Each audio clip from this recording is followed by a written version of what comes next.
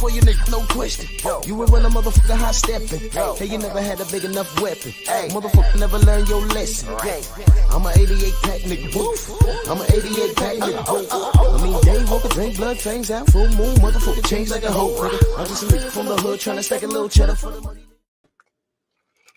We're not playing games. We're getting right into it. Y'all already know how I feel about the sport of boxing and how it loves us. Well, how we love it and it don't love us. Drew Titan, Stormy B-Man, Trick No TV back in the building. Nedal Hussein in the building. How you doing, good brother?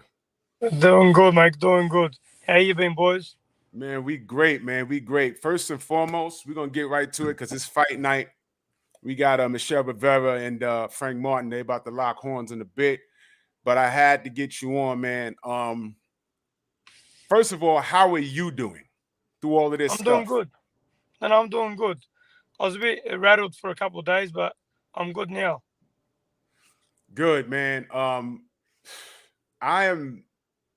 an advocate for a clean sport, which is why a lot of people don't like me.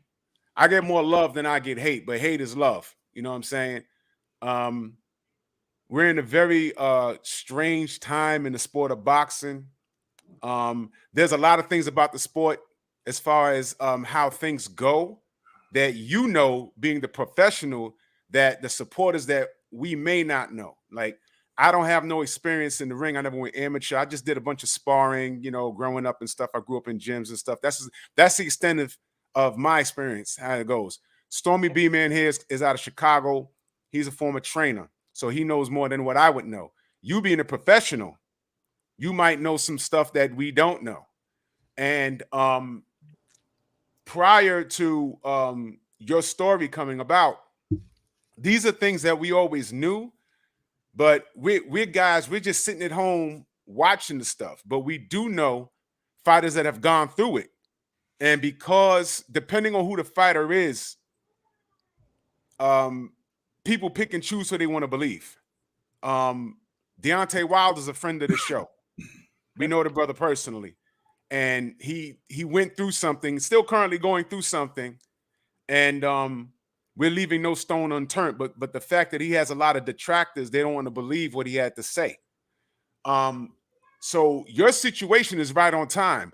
But what has me screaming about it is, I remember when you fought Manny Pacquiao. Back then, I wasn't really paying attention, but I remember. And I look back, I said, man, he beat Manny Pacquiao with a fucking jab. And I don't remember the drama after it, but when they replayed it, what was enraging was the fact that this damn ref is just rolling off the tongue. I did it. Slow count. Headbutt.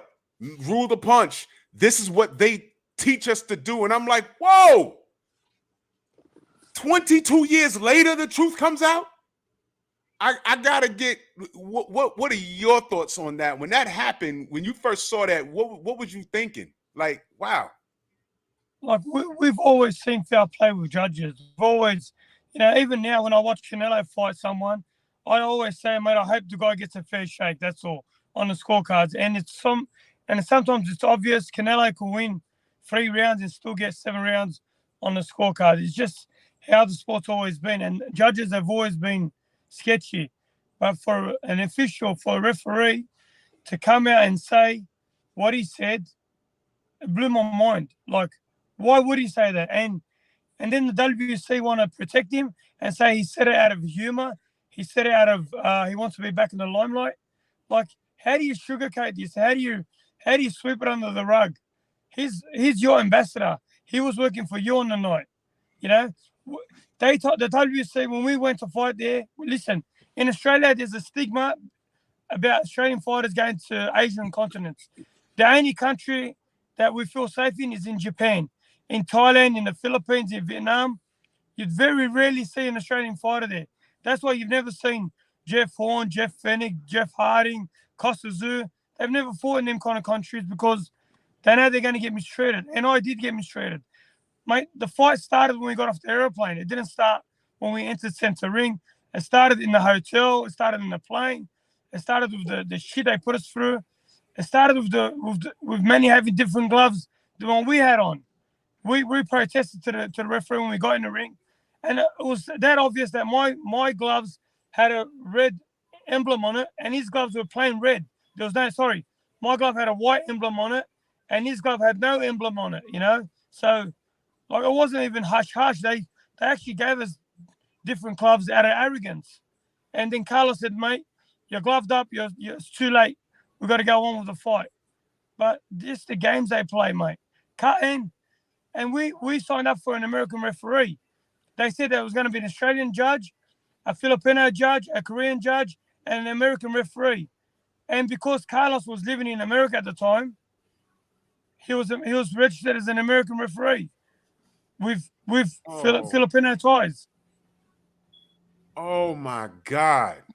So what are the things you said the game started as soon as you landed in the Philippines? What are some of the things they did? Like as far as a hotel and things of that nature. What do you mean? They put us in a shoebox hotel with a marching band playing music at 2 a.m, 3 a.m. It just What? the shit they do. Oh, honestly, mate, they moved us. We stayed in the hotel in Manila. We fought at Antipolo. So it was an hour and a half drive on the morning of the fight. So why would you put us an hour and a half away from the venue? That doesn't make sense. You're constantly in vans. You're traveling. Nothing was easy there. It was actually painful. And I would never advise any fighter to go into the Philippines. And that's the honest truth. Mate, I'd vouch for him in Japan, but not the Philippines. I'm glad you mentioned Japan because I know Inui just won undisputed. And he's going up to 122 to fight Cool Boy Steph. I'm going to tell Steph, don't you dare go to Japan. Don't you dare go over there. Japan's beautiful. Japan, you get a fair shake. Like the only Asian country that I vouch for is Japan. They treat you good, they pay you well, and they're very fair. I'm scared. I don't trust them. I'm frightened. I'm frightened because you understand, brother, your story is making waves right now because for a long time, we're advocates for a clean sport. And the things that have come, I was on your Instagram. I've commented on your Instagram. Yep. And one of the things that's consistent is the WBC. Mauricio Suleiman was in bed with a notorious gangster who's on the run named Daniel Kinahan. Yeah, we know. Yeah. MTK. Yeah, and this guy, they referred to his dealings in various businesses, including boxing, as octopus arms. MTK Global was his thing. Here today, gone today. They're gone. He has a working relationship with Tyson Fury, had a working relationship with Bob Arum, has a working relationship with Mauricio Suleiman. And when we told him, yo, look, this guy's bad news, he told us he doesn't care. He's not Interpol. He's not the police. And he's going to judge him based off of what he does for the sport of boxing, the good that he's done. A week later, say again, brother? You mean the money he puts in his pocket?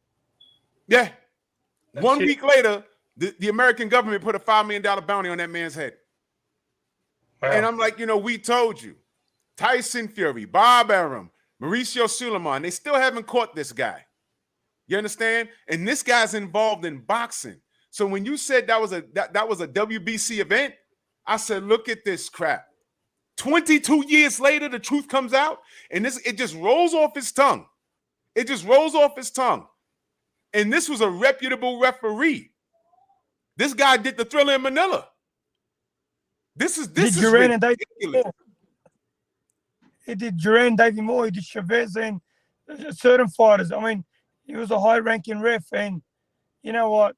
Honestly, I'm like the sport as anyone, and nothing happens. That's like Tyson Fury is the undisputed heavyweight champion of the world, fighting David Chisora, who's lost 8 out of his last 10 fights. How does that happen and get sanctioned by the WBC? Like, honestly, how does Keith Thurman, who hasn't had a fight in 2 years, become mandatory for Spencer in the WBC? Like, how do they make things happen and not have a care in the world about it? You got Boots Ennis, You got killers out there, and they're taking it away from them. This is what I'm saying. The business of boxing is so sour, it's so raw, and I don't like the fact that this happened to you, but I like the fact that this guy, you know, just blurted it out like it's another day at the office. And I went back and watched the fight. You knocked Manny out he was gone with a jab. A jab. Now, what pisses me off is you might not know, but Manny was on a bit of a tear. And there was a thing on social media between him and Floyd Mayweather, and his fans were very nasty. They were very racist and very nasty towards black fans. And that comes with the territory, and I could deal with that. But I said, you know, there's something with this guy. And I told his new fans with this new voice, I said, you know what?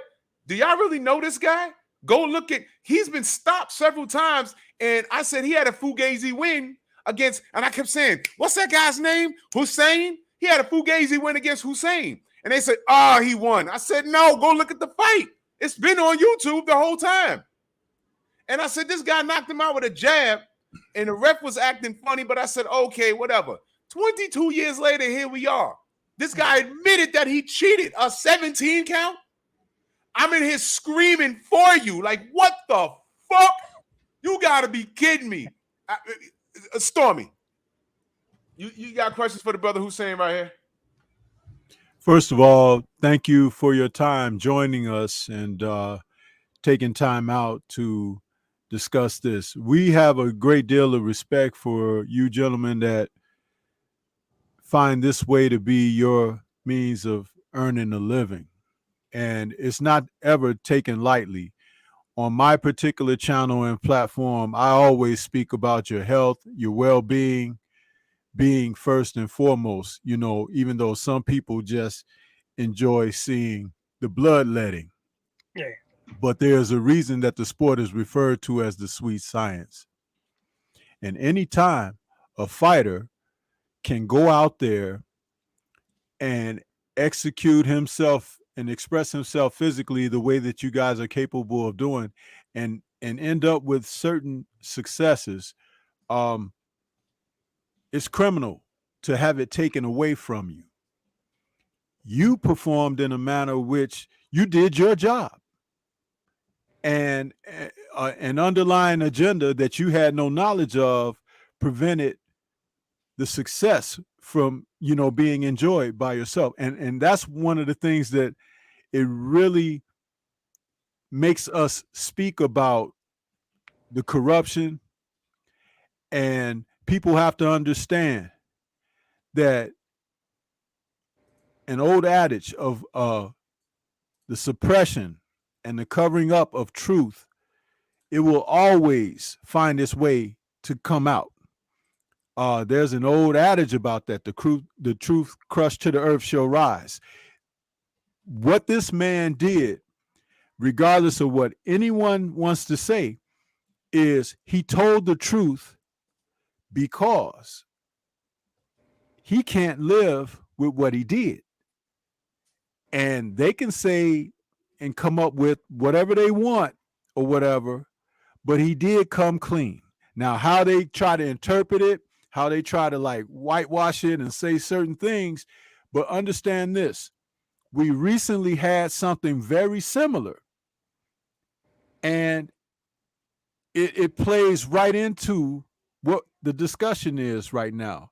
Are you familiar with the third fight that took place between Tyson Fury and Deontay Wilder? Sure was, yep. Did you notice? Yep. When Deontay Wilder went down, because both guys were going down, it was an elevator fight. Both guys are going down and getting up and fighting back. It was very entertaining. But did you notice when Deontay Wilder went to the canvas, immediately counts started right away. There was no checking for if Fury was in a neutral corner. It was just like, oh, they were right on him. But Deontay was able to gather himself and get up. But when Deontay put Fury on the canvas, all of a sudden, the ref is checking real estate. He's looking to see what the weather is and checking for the wind and all of this stuff. Then is directing him to neutral corners that he's already headed toward, and stops him and sends him in a different direction to a different neutral corner. And then he says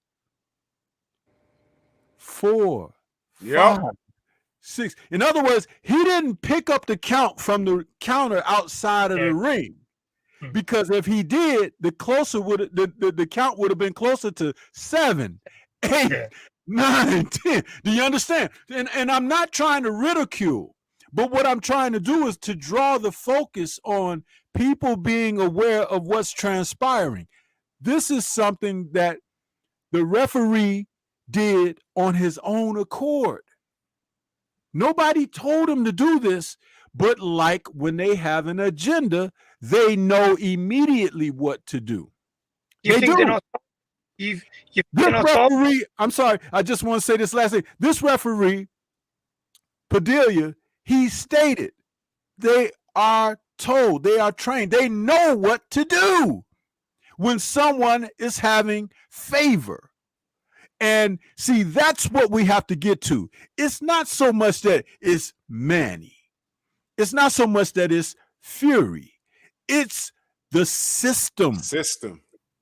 And you guys can be victimized at any given time because of the system.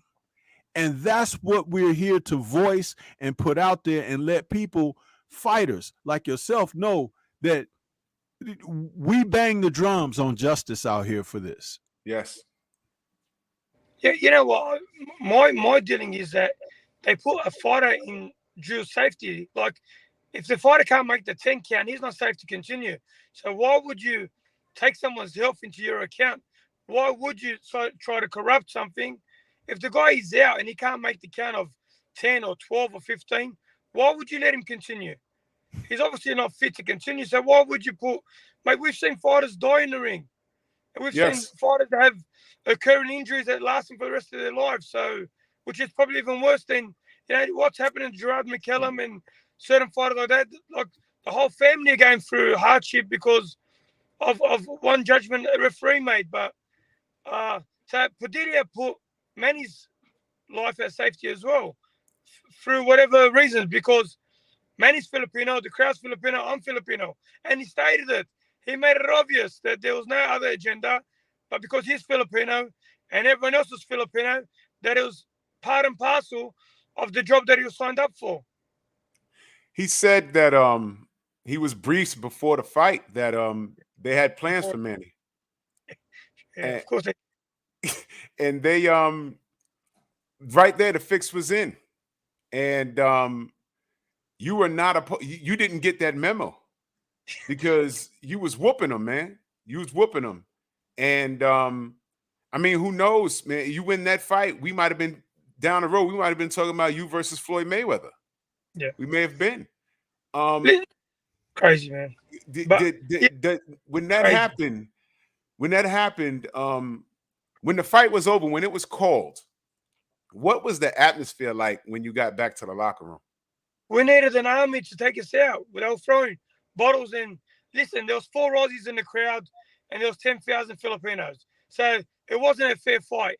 But they still threw bottles and projectors into the ring on the way out. So they needed the army to come and walk us out to the van.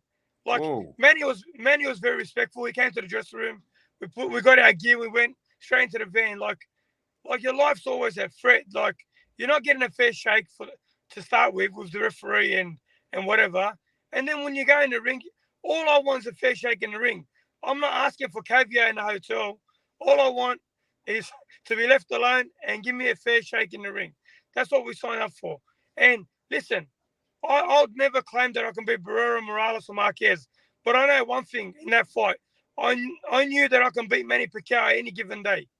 Okay? So styles make fights. And I knew that I intimidated Manny. But I'd never in my life say, oh, mate, I'd walk through Barrera, I'd walk through Morales. Mate, I'll go out there on my shield, but I could never beat him, I don't think. But Manny's one bloke that I just had the style to upset him. That's the honest truth. And I think Manny knew that as well. Well, I have another question for you, Nedal, and this is not. Believe me, when I ask questions, I'm not trying to, take anything to a place of disrespect or anything. Yeah. But after you had your experience with him, and as time went on, and I'm sure you were aware of some of the success that he began to have as he went on in his career. As he began to go up in weight classes, did you at all question anything regarding some of the success that he was having due to your experience with him physically? Because you were actually in there with him. Now, all of a sudden, he's 2-3 weight classes up, and he's like sleeping guys, and he's enduring, and it's like, much bigger men, much stronger men, and he's out there putting people to sleep. What was your, viewpoint as you were watching that for yourself? Yeah, with a good strength conditioning trainer, your body develops, but your head doesn't grow. Like, your head doesn't grow.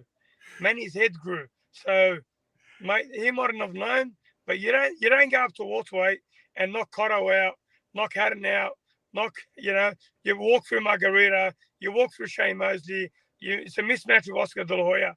You just don't do it. Especially when 3 years before that, he was a flyweight. He was 112 pounds. And he lost his belt on the scales because he couldn't make weight. And he went from flyweight to super featherweight, to super bantam. He jumped 3 divisions as a small guy. So when he lost his title at flyweight, he jumped to super bantamweight. He went from 112 to 122.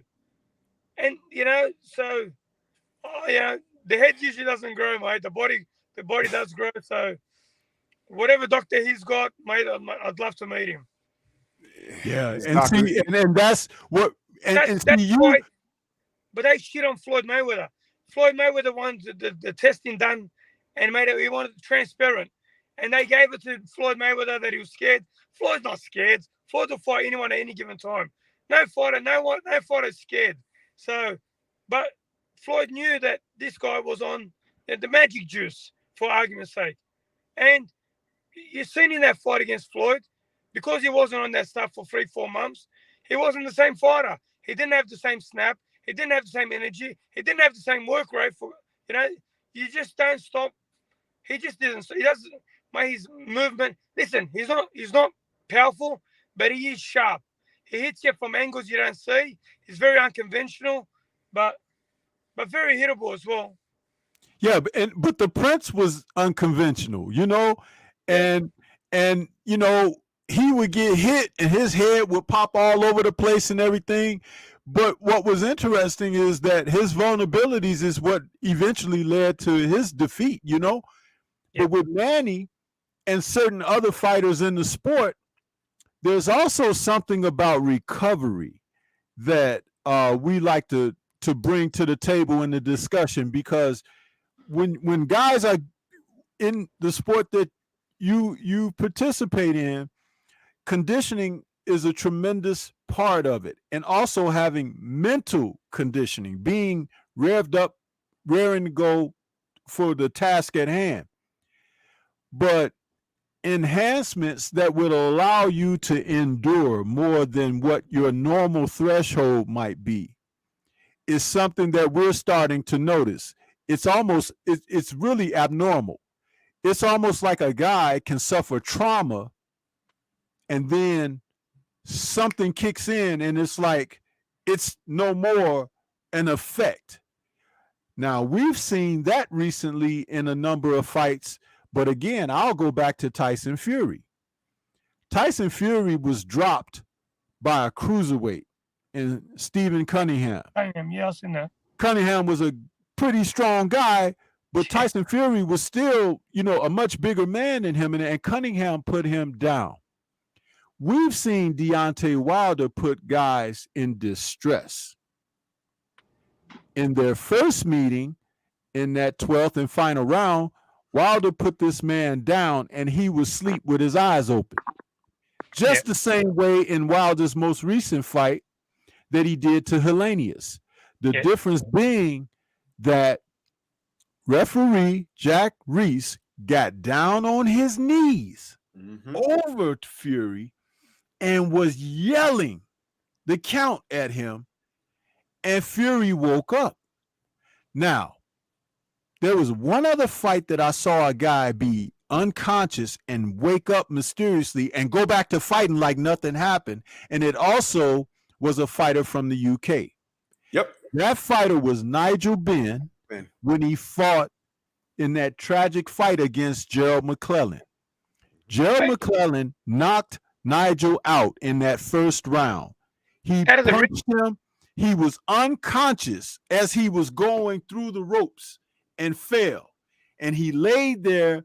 The ref took his time counting, and Nigel woke up, ironically, like Fury did, and got back up and continued to fight. The fight should have been over because he took longer than the 10 count to get himself back up.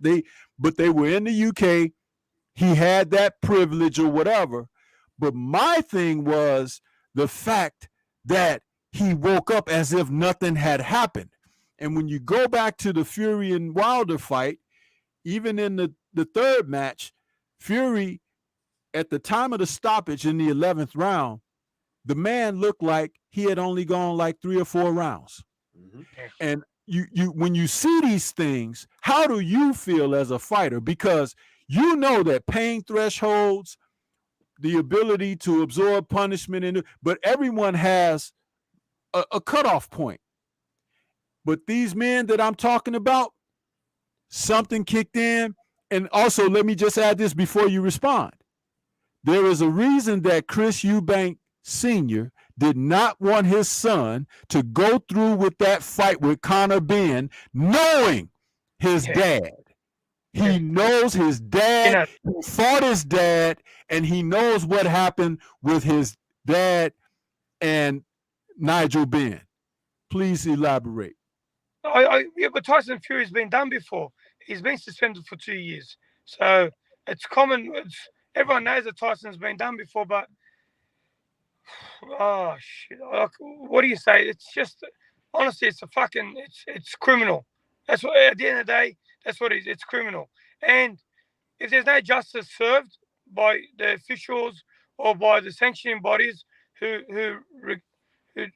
base these guys as their fucking kingpins, nothing's ever going to be done.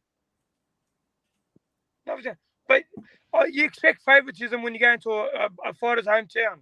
You expect them to not treat you as good. But like when you get in the ring, Jack Reese is meant to be a credible official and one of the best in the game. But he just knows how to play the game. Yeah, and the system is what we're talking about. And it's broken, and we've been speaking on it, and we're called all kinds of names. We're called crazy, amongst other things.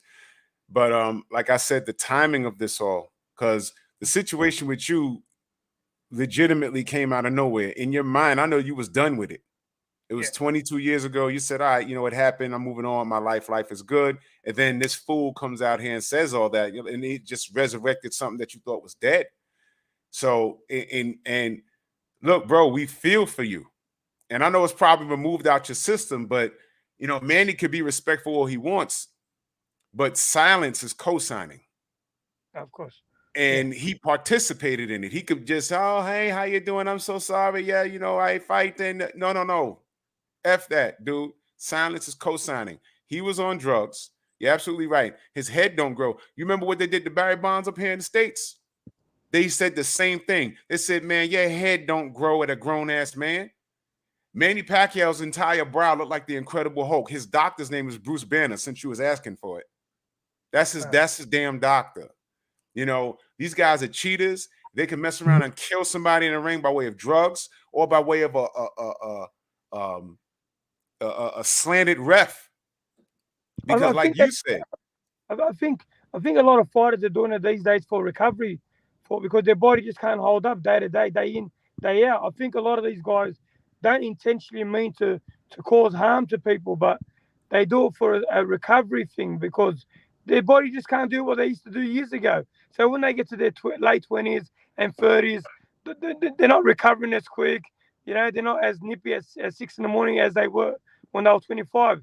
So now they rejuvenate their body. They put this stuff into there. They put the supplements. They go, because all these fighters got strength conditioning coaches who pop them with pills and tell them to look, mate. Conor Ben went from a peony waterweight to a fucking muscle bound waterweight. Like, and like if you've seen his built, like the shape of his body from, if you look at it now and see from when he had 5 fights to when he had 15 fights, it's a different body frame altogether. But the same weight. He didn't go up in weight. He didn't go down in weight. He was the same weight, but he had, and you know what? And deadlifting what? Drew 600 pounds, damn near. He's not supposed to be deadlifting that. And that exercise does not help you in a boxing match, man. The deadlifts, like 600 pounds deadlift. What the hell? That does not help in boxing. What are you? You're not working. What you're doing is you're possibly gonna herniate your L's 1 through 5 in your lower back. That made no damn sense. That was stupid. And like you said, Nedal, okay, I think we lost. If you can hear me, can you? Oh, okay, there you go. And like you said, the ref could have put Manny Pacquiao in danger by letting him continue. You could have killed him if they let it go the way they did. You know, I mean, it's just pure crazy. Trick Nolte in the building. You can hear me, Trick? You're on mute, brother. I don't know if you can hear me. Trick, you can hear me? Yeah, I'm on mute. Yeah, I can hear you. Yeah. Okay. You got any questions for the brother? What's up? Oh, you hear me? Y'all hear me? Yeah. Yeah, I can hear you. Yeah.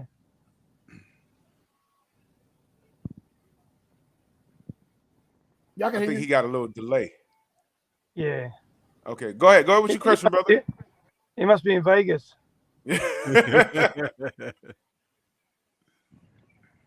Yeah, I got hey, how everybody doing, man? Nedal, it's good to be talking with you, man. This is what we do, man. We try to right the wrong the best way we can, man. Try to right the wrong the best way we can. And when I saw what happened, I talked with Drew and he was like, hey man, you think you reach out to him? And I talked to some fighters. Oh shoot. Yeah. No, I'm in Houston, man. Hey, I got a question. Yeah, my question is, Nedal, all it takes is one bad decision, man, really to ruin a fighter. In my honest opinion, do you feel that loss with Manny Pacquiao affected you any kind of way? If you can you elaborate on it? I honestly hated the sport after it. My dead set, I was the biggest fan. I had over 100 amateur fights. I won 5 national titles. I love the pros. You know, I was enjoying myself. Yeah, I can hear. Yeah, I hated the politics. I still hate the politics of the sport. And I run a boxing gym, but I won't train fighters because of the politics. I don't want nothing to do with referees and judges and promoters. They can all fuck off. You know what I mean? It's corrupt to the core, and nothing's gonna happen, mate. Yeah, in the 60s and 70s, the mafia owned the game. They manipulated fighters, and now the officials are manipulated. Now they got a duty to favor the hometown boy. They got a duty to favor the A side. It's all A side now, mate. There's no A or B. You're a fucking referee. Be neutral. Be fair. That's your job. Your job title is just to be fair. You know, that's it. Count to 10. If I can't make the count of 10, I ain't fit to continue. Don't put my life at safety because fighters are brave. They go out on their shield. So you as an official, you as a cornerman, you got to protect the fighter from himself sometimes. We've seen fighters take punishment, and we've seen late stoppages when the corners don't want to stop it and the referee lets it go on. And fighters it does ruin the fighter's career. But you're a referee, all we want is a fair shake from the judges, from the refs. That's it. It ain't hard. But the problem is no one wants to become a ref and a judge because they know the stigma that's behind it. So no, you don't see Roberto Duran saying, I want to become an official. You don't see Oscar De La Hoya saying, I want to become an official because they get shitted on because they do the wrong thing. That's the honest truth. If they start doing the right thing, maybe there'll be more respect for them. What do you want to see done with this judge in particular? And do you want to see anything done with the WBC in particular? Like anybody? We emailed the WBC and we said we don't want no fucking money. We don't want no fucking nothing. We want the thing to be called a no contest. We're not saying reward us the belt. We're not saying take the title off him. Just make it a no contest. You know what I mean? There was foul play on the fight. There was shit behind, whatever happened. Just make it a no contest. We don't want nothing else. We're not suing no one. We're not going for no one. All we want is a no contest. That's it. Simple. And hold that criminal that got up and spoke after 22 years accountable. Not sugarcoat it and say he was saying it out of humor and saying that because he wants to be in the limelight. He's in the limelight. He just got inducted into the Hall of Fame. Take the fucker out of the Hall of Fame because he's got no business being there. I agree, man. And something has to be done that things like this doesn't continue moving forward, man. Okay. All right, Stormy, I got you. Something has to be done to prevent this. And like I said, it's unfortunate that this happened to you, but I'm glad it's coming about now. So now that that the public doesn't see that the supporters of the sport aren't as crazy as they paint us out to be, because we get brushed off as just being crazy. Oh, you're just a Wilder fanboy, and it's crazy. And when like I said, when this happened to you, when I saw this, I was like, is he serious? I really said to myself, has he lost his mind? Is he making this up? Is he senile now? But he was so specific with everything. That's not the conversation of a senile man. He was just talking. And I said, what the hell made him so comfortable saying this?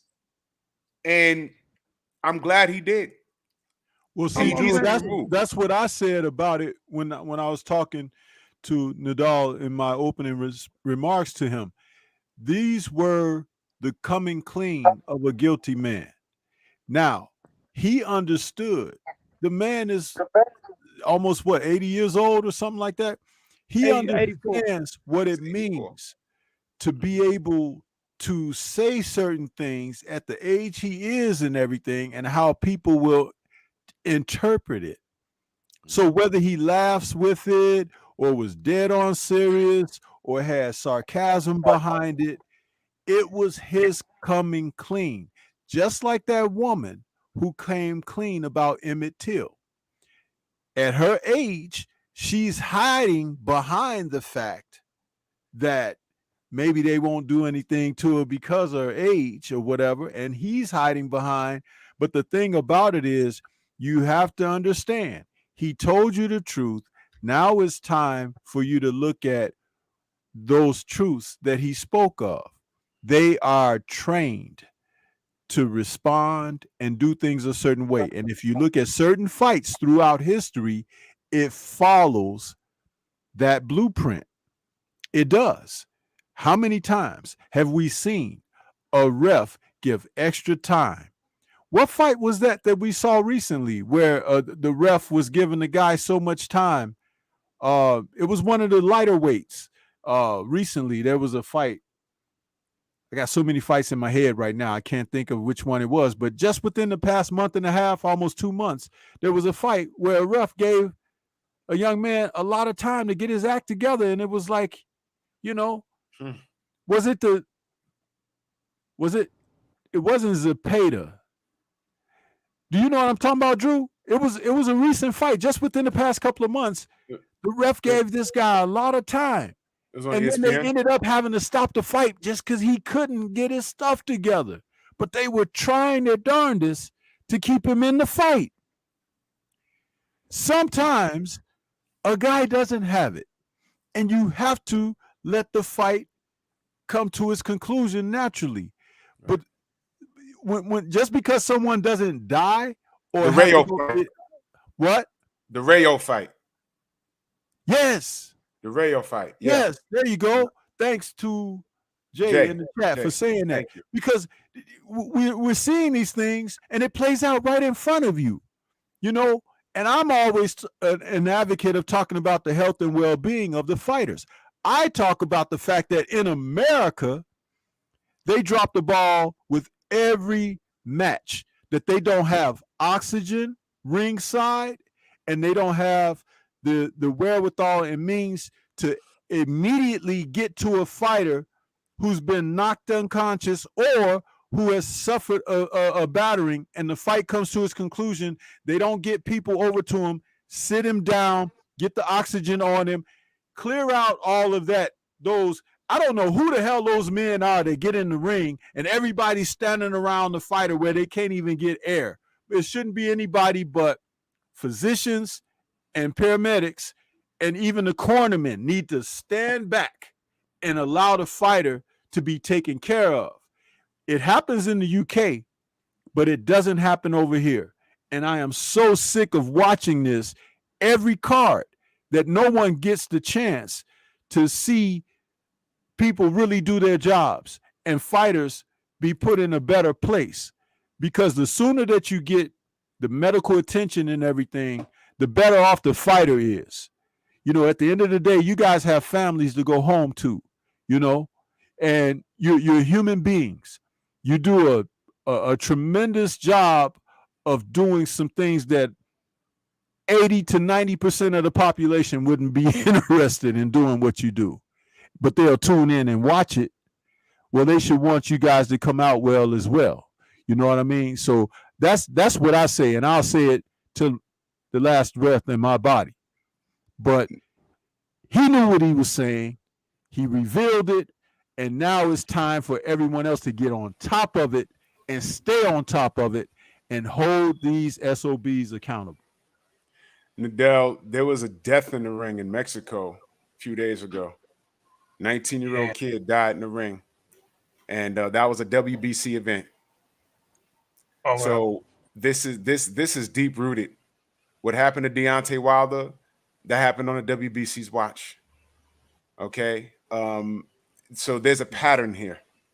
There's a bad pattern, and I'm an advocate for calling this the Nedal Hussein referee investigation rule, if we're going to give it a name, because this was some dirtbag stuff going on, bro. Dirtbag. Mate, look, he came out. And Drew, let me say something. Oh, I'm sorry. Okay, go for it. You go. Go ahead. Oh, I don't know if a lot of y'all are aware, but his daughter wrote a letter. I don't know if she went to the WBC, but she wrote a letter saying that, he was old and he was aging. But if you go watch that video, man, he looked comfortable to me when he was telling his story. So that should be no excuse. He looked very comfortable telling his story. He was detailed. I told him in the ring that it was a headbutt. I told him numerous times, he's holding me. I kept telling, I pleaded with him a lot, that because he was talking a lot in the ring, a lot. He was getting into my ear, and I was dirty in the fight. I did become dirty in the fight, because I didn't think I was getting a fair shake. So I was doing some things that are unethical, you know. But it is when you're frustrated. Sometimes you're frustrated with the crowd. You're frustrated with the official. A fighter knows when he's not getting a fair shake by the referee. He knows when he's being hard done by, and it's hard to be composed with so much to risk. It was a world title eliminator, so the winner fights for the world title, and the champion at the time was very beatable, Willie Lamond. He wasn't a world beater, who ended up losing his next fight to Oscar Larios in one round, who I end up losing to. But I'm just saying, like, they take things off you that every fighter can cop a loss on the chin, but don't take something off a fighter. Because Lou DiBella said it when Pernell Whitaker fought Chavez in '93. He goes, mate, whoever fights Chavez for a WBC title, they're not going to get the win. That's the honest truth. Lou DiBella said it in '93, and I'm the biggest Chavez fan, you know? Right. Crazy, man. You know, all right, we could talk to you all night, man, because I can tell you were sour at the sport, but you love the sport. It's like how we feel. We love the sport more than the sport loves us back. I saw an interview, you spoke to Manny. Of course, Manny's very respectful. Me, I'm on the fence because silence is co-signing. All right. For him to get me to trust him 100%, he's have to come clean and admit that he's had help, which he had. Y'all agreed to have an exhibition and when and where? No. It's just. But many done an interview after it as well. Did you see the mention? And No. he said in the interview after it, he goes, "I won the fight." He goes, "If you look at he goes, go back to YouTube. He goes, the video's on YouTube. If you go back and look at it, I get up at the count of 6. So on face value, he said to me, I understand, whatever. Then when the camera's on him, he says different. So I'll try to send it to you later. Yeah. See? And I want my audience to know this is why I don't fuck with certain people, man. You see? Yeah. You see what he just said? You hear that, right? Yeah. You see that? Told this man one thing, cameras off, he said something else. He knows he ain't winning that fight. He knows he had help, and he knows his fan base. He's backed by his fan base. He's enabled by his fan base. And as soon as Floyd introduced OSDT, the knockout stopped. This is obvious, man. But it's Australia's population of 30 million people, 1% play boxing. So we're not big in Australia. They didn't even report about it in Australia. I've had more media from the UK and from the Philippines than I've had from Australia because it's the number 15 sport that's played. But in the Philippines, it's the biggest sport that's there. So they needed Manny to win because he brings in the crowd, he brings in the money, he brings in the viewers. There's no point of an Australian fighting Marquez because they can't sell pay-per-views. But they know the Filipinos will buy. Has the WBC responded to you yet? Yeah, we sent them an email regarding. Then they didn't get back to us, so we sent them a second email saying, "Listen, we can't believe that you're sugarcoating what Carlos Padilla said."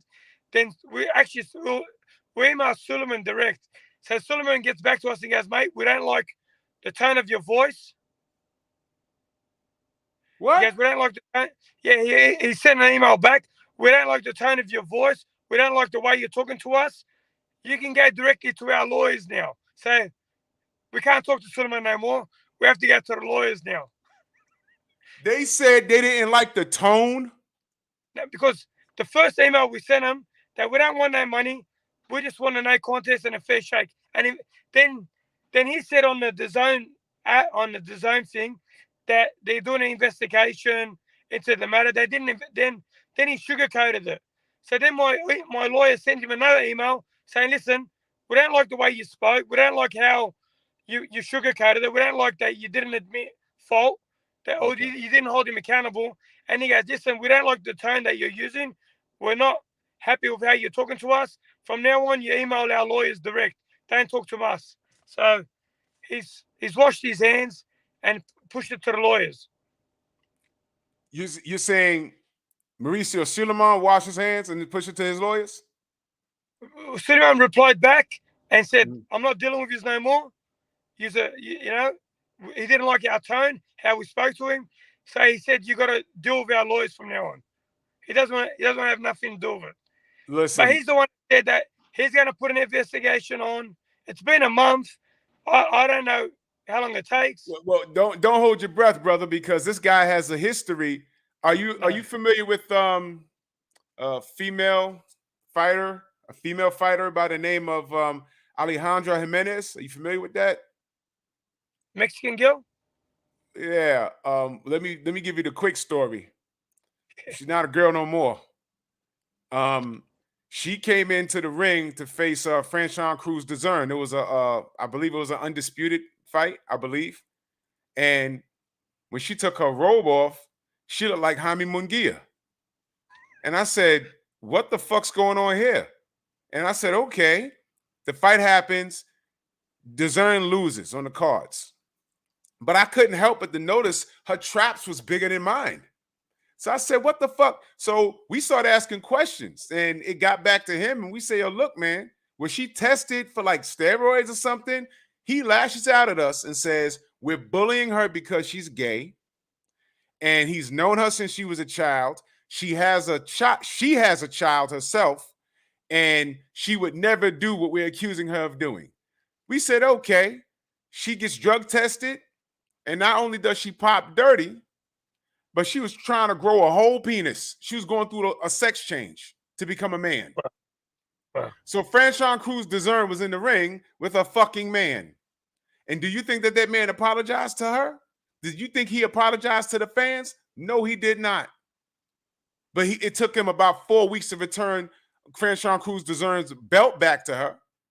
And he never apologized. He never did. And this is the guy, right, that was rolling around with Daniel Kanahan.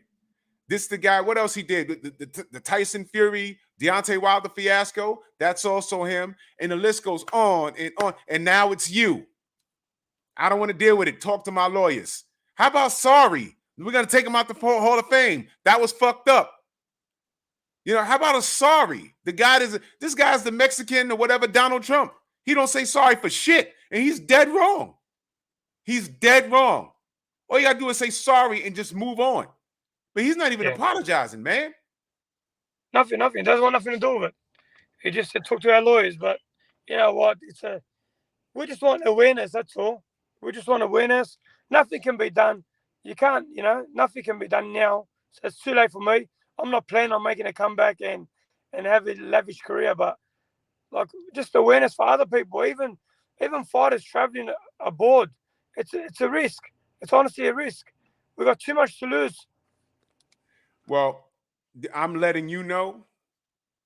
You might not know it, but we pretty powerful over here. We move the needle. We move the needle. Don't be surprised if this interview might go viral. I'm already, already kind of went viral 2 years ago for something that I did. If you know, you know. But listen, man, we are the voice, and we speak for what's righteous. And this is just another bullet in the magazine that we put into the Glock 19. Okay, and we're going to pull the trigger on this. So I don't want you to worry, brother. I follow you on the gram. I looked for you immediately when this story broke. I said, is this brother on the gram? And I found you. And I said, follow. And before I think I DM'd you. But I said, I don't expect you to, because I bet you a lot of people DM you. But before I could say anything, you already had it up there. I said, good. He's on it. I just wanted to know if you was well, you was healthy. And, because that right there, what happened to you is a classic example of how one thing could change someone's whole career. Like I said, it might not be what you think, but for all we know, it could have been you versus Floyd Mayweather. Manny Pacquiao, the career path that he took, it could have been, some of that could have been you, more paydays. You understand? A bigger lifestyle. You understand? Yeah. And these guys don't care. They in our eyes, they robbed you of that. And that is frustrating. And then when we call this out, they deem us crazy. And salute to Tay Jones. This is Team Bomb Squad right here. He said it's more coming. Oh man, we're leaving no stone unturned. I'm gonna put a video on tonight, so you'll see a video later on tonight. But about the gloves, you got to see the gloves. It's the funniest thing you ever seen in your life. The gloves, yeah, and we didn't know about that. No, but forget about the gloves. But I got the gloves, and I've got other gloves that I fought in Japan. I collect all my fight gloves. They're all at home. So I got gloves from 97, 98, 99. Pacquiao was in 2000. If you seen the way the gloves have deteriorated, and they're just in a box, all the Rays, the Winnings, and all the other gloves they're still new. His gloves are completely deteriorated. There's no, you're freak. Oh, it's freaky what gloves they gave us. Please post that video. I'm gonna share the hell out of it. Please do. Yeah, this is why I didn't like Manny Pacquiao, y'all. You see this? This is why I never rode with that guy at all. I never did. I knew there was something funky about that dude. I knew it, man. You see? 22 years later, look. Yeah. This is what we talking about. This is crazy, man. Absolutely insane. All right, well, Nedal, I ain't gonna hold you, brother. I appreciate you, man. Again, I'm just so sorry that this happened to you. you know, but you will get redemption is coming, and we gonna see to it. Because I'm not taking my foot off the gas. This is bullshit. You know they don't like honest people in life. You can't be too honest. You upset the masses. Yeah, well, that's okay. Because you know what makes us special over here? I'm not on anybody's payroll. I don't work for anybody. I'm independent. I have a day job. I do this because I love it. I love the sport. And this is the first time, and this is why this will make social media dangerous. See, I'm 47 years old. I remember buying Ring magazine, buying KO magazine, and by the time I got the news, it was already 2-3 months late. You understand? Yeah. And I knew limited amount of people inside the industry. I just was around gyms and things of that nature. Now with social media, fighters can go live and you can know what they're doing right there. I've built so many relationships. People in the industry like me. People in the industry don't like me. I don't care either way because I want the truth. I stand on it. I've been telling people for a long time now, there's something with this dude, Manny Pacquiao. There's no fucking way you gain 10 pounds of rip in a year. It doesn't work. The body don't work that way. And he had a six-pack. It's not like he had love handles. When you watch Oscar De La Hoya go from welterweight to middleweight, I was like, yo, the brother, he had love handles. I said, sheesh. He looked very sloppy, but that was natural. He was just eating more. Okay, Manny moved up in weight. His head grew. He had a six-pack, and he was knocking the hell out of people. I said, this is not normal, y'all. This is not normal. And I know it looks exciting, but there's something with it. And then as soon as Floyd said, I'll fight you, but we're going to do OSDT. All of a sudden, I have a list of every excuse Manny Pacquiao made as to why he did not want to take OSDT. Yeah. That's all Floyd wanted. This guy wanted his choice in glove size, ring size, venue, 10 pounds for every $10 million for every pound Floyd came in overweight. You understand? He wanted to wear the smaller gloves and all this other stuff. Floyd said, okay, all I want is OSDT. And what does he do? He goes to try and fight. He goes to try and fight Miguel Cotto. I mean, this is ridiculous stuff we're talking about here. Ridiculous. He tried to rematch Cotto. I'm sorry. But this guy, he's been dirty. He's been dirty. And then the KO stopped. And then when he finally got to Floyd, he was used up. He was used up because the truth came out, but his head didn't shrink back to normal. We see he's looking like the Hulk now. You understand? And this is why Juan Manuel Marquez flatlined him. Yeah. Now true. I will say this. This is how the I reckon Marquez won all the fights. I did too. I thought he won all of them. But this is how the universe works. People were saying Marquez was juiced in that fourth fight. Now I will say this. He did have a lot of back knee. I did see that. But you know what? Freddie Roach better not force a drug test on Marquez because he openly said, who would we be to force him to take a drug test when we've denied it ourselves? I said, thank you. That's the only line of truth I've ever heard out of you. And he got flatlined. And it wasn't because he overpowered him. That was a well-timed counter right hand. A punch that he practiced in training. That I saw him. He knocked him out with something that I seen him do in sparring. And that also helped me understand further that Manny Pacquiao was not a smart fighter. He's not. Not at all. Not at all. He's not. Nedal, you kicked his ass. We saw it. You were robbed. I'm not taking my foot off these guys' neck. I'm not on no one's payroll. I'm going to say whatever the frick I want to say. There's nothing they could do about it. I'm not for sale. And yes, they've thrown money at me. They've thrown money at all of us. I'm not for sale. And that's what's beautiful about what we do here. I don't care where we do it on. YouTube, Twitter, whatever. I am not for sale, dude. And dudettes. I'm not for sale. I'm going to speak this truth. I want to know, is ESPN talking about this? Who in old media is talking about this? This should be on ESPN, top of the line. How many people are talking about this? Your favorite media person is not talking about this. This was a robbery, and this was dangerous because Manny could have got killed. And that's what people don't even want to think about. We here. And we ain't going nowhere. Nedal, thank you so much, brother. And when things happen further, we will reach out to you. If you get any news, please feel free to reach out to us. I'll get you right back on here. You have an open door here, brother. DM me on Instagram so I know which one it is. All right? Absolutely. I'm going to do that for you right now, brother. Yeah. Trick, closing words, brother. Thanks, boys. Hold on, I'm gonna Hey, all I can say, hey, Nedal, thank you for coming. Thank you for coming and talking with us, man. I reached out to you, man, and I hope everything works out. Hopefully they can overturn it, and you get the justice that you deserve, man. Drew, appreciate you having me on. Everybody in the chat. Hey, man, it's nice. It's sunny over there. Man, what time is it over there? Like 2 o'clock now? It's 2 o'clock now. Yeah, Yep. 2 o'clock. I just hit you on the DM just now. Man, that's beautiful. That little view you showed me, right. that was beautiful, man. I'm gonna send you something because right. I spoke to Mauricio Suleiman before. I'm gonna Yeah. send it to you. I'm gonna send it to you on the DM right now. Thanks, boys. Skinny, I appreciate you. I'll talk to you soon, brother. Hey, Drew. Hey, Yes, man. sir. Say, boys. All right. Bye. Once again, man, All right, Trent Nolte come through, man. Yo, bro.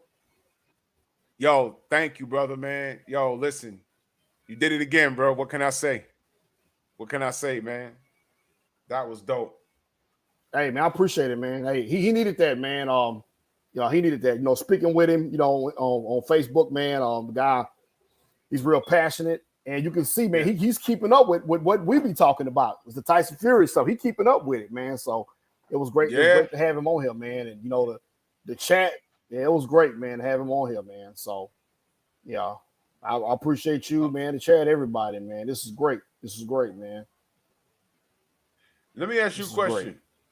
Did you know anything about those gloves in his fight with Pacquiao? No, I read up on some stuff. I talked to a guy out in Australia named Derek. I forgot Derek's last name. Merkson or something like that. I talked with him, and he had told me some stuff, man. But I mean, I wasn't aware about like how he went in detail about it. I know something about they supposed to be wearing the same gloves, but they gave Manny had different gloves on or something. It was something to that magnitude. So that's all I could really speak on that situation right there. But man, that's crazy. He said the gloves. He said he has Manny's gloves. He has the gloves. He has the gloves. As soon as he posts that, I'm gonna share it, man. I'm gonna share it because that is some crazy stuff. I'm gonna send him. I'm gonna send him my video when I spoke to Mauricio Suleiman. Yeah, I took a picture. Here it is. Here it is. I'm gonna send it to him right now. It's only a 4-minute video because bro, something got to be done, man. But you know what? Sometimes these fighters, they need to hear that people believe them, and they need to understand that people are on their they're on their side. And right. I'm glad we get to do things like this, man. Yo, Trick, man, you always on the job. I'm glad that oh, that's funny. I just sent them the video and I realized I'm wearing the same tank top. That's funny, man. That's real funny, man. But that's dope. So we're not going to spill the beans of what we got in store for the rest of y'all. So we on for those other things next week, right? Yeah. I'm gonna make that call, and tomorrow, we got a guest tomorrow, man. So I ain't gonna say who it is, but hey, it's gonna be a great one, man. Woo! No doubt, fam. Well, we gonna get to the fights. I know the big KQKC's calling the fight, so we're gonna turn them on, and I'm gonna watch the fights, but I'm gonna listen to KQKC, man. Yo, salute to all of y'all. Tay, what up, bro? Yep. And let me tell you, there's some stuff coming. I ain't even gonna. There's so much coming down the pipe. Y'all don't even know, bro. Y'all don't even know. We cooking with gas, man. Yes, Yo, sir. Trick, much love and appreciation, man. Man, salute to you, brother. We did it again, man. Hey, appreciate you, Much man. love, man. Salute Yes, to sir. Stormy Yes, we B, did. man. Stormy B, man. That's right. Y'all make sure y'all tune into his post fight. I'll give my quick prediction.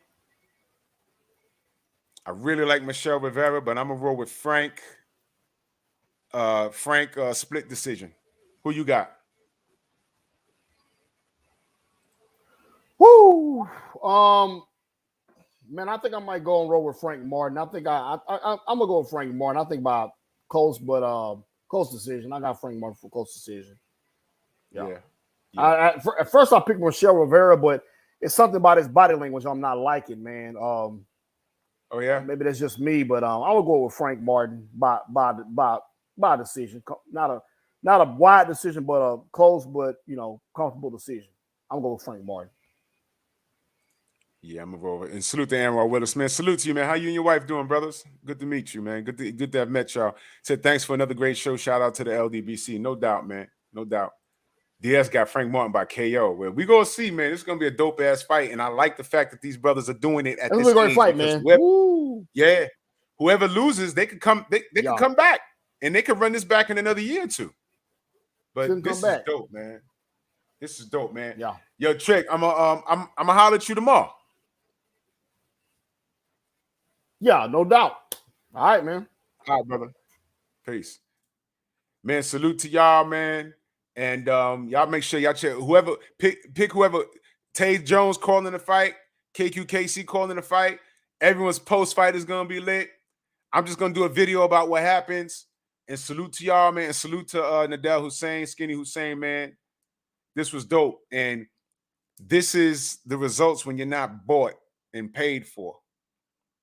I told y'all, people have reached out to us to cut us checks, and all they wanted to do was talk bad about Deontay, say this about Devin Haney, you know what I did with the emails? I deleted them. I said, man, these are trolls trying to catch me slipping. How much? They ain't getting me. I reached out to the general. I said, yo, I got this fake email from so-and-so. He said, no, that was real. I said, what? You know how much money they offered Black? You know how much money they offered the general? You know how much money they offered? They offered BFTB 50 racks. They didn't offer me that much. It was enough to pay my mortgage for about, oh shit. I could have did something with it, but I said, you can't, listen, no. But if you come across a channel that was pro one way and then they flipped and now they anti, whatever, they opened up their email and they made those phone calls. How much? Put in my account? I take Zelle, Cash App. Yeah, okay. Don't put it in the super chat because they take 70 cents off of every dollar. Much love and appreciation to all of y'all, man. I'll catch you on the rebound. Much love. Bronx on deck. Move! Why are you gay? Who says I'm gay? You are gay.